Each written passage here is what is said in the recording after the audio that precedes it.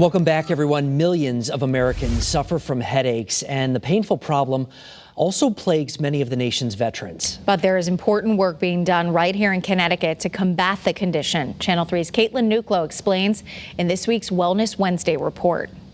This is how Dr. Jason Seco meets with most of his patients nowadays. And I've been doing telehealth for 10 years.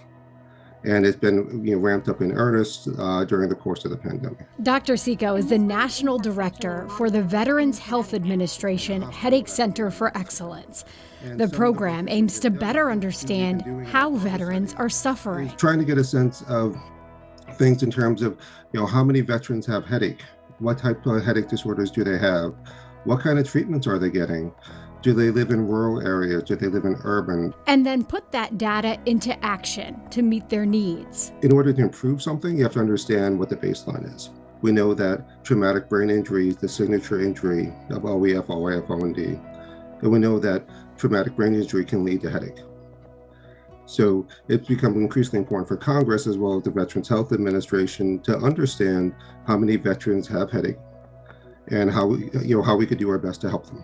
In Connecticut alone, he says 8,500 veterans have chronic headaches. He says in the last several years, there have been big advancements, and there are now about a dozen more treatment options available. A lot of those are not medications. And of those medications, most of them are not something that people have to take once a day, twice a day. Some include injections or even cognitive therapy that's been proven to help. Seco says the pandemic has caused many more people to report problems with head pain. So this advice goes for everyone. If you feel like something's not right, you should talk to someone and specifically talk to a healthcare provider.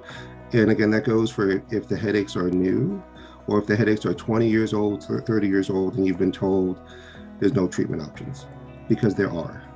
There's a lot that have come out of the last couple of years, and there's more that are coming down the pike.